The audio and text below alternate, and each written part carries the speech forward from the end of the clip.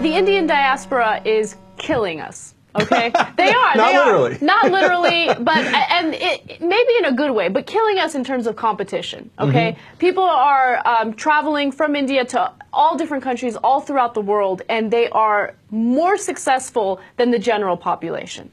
That is true in almost all the countries that they're in. Yes. And it's certainly true here in the United States. It is. So I'm going to give you a couple examples. Put up the graphic. It's Indians versus general population in the United States. Just to give you an example of how much they're better in terms of education and employment. So the Indian diaspora in the U.S. is only 1%, except when it comes to graduate school population in the top universities in the United States, they make up 13% of the population. By the way, they're not even close to 1% of the population. They're less than 1%, and they have 13%. That's a giant number of the graduate students.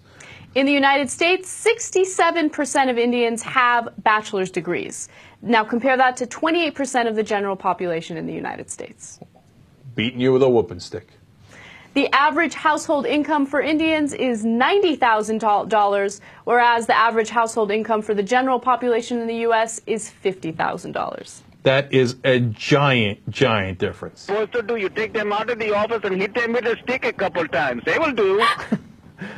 Okay.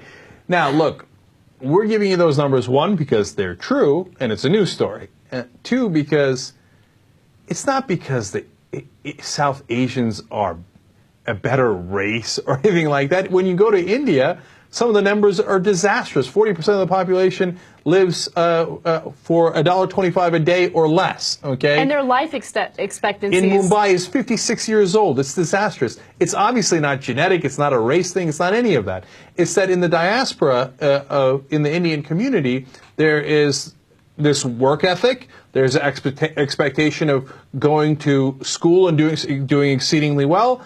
And then what they have actually above even other Asians is they're more willing to start their own businesses, right? More initiative, et cetera. It's a great combination. It's a great cultural combination that they have going, and that's why they have success. So what I'm saying is the rest of us should all learn from that, right? So if a culture does something right, that's awesome.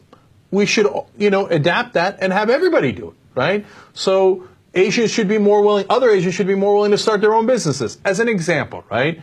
And certainly you should emphasize education more, which Indian communities do. And the list goes on. And you see the proof is in the pudding. 50,000 versus 90,000. As an average, they're nearly doubling the average. That's unbelievable.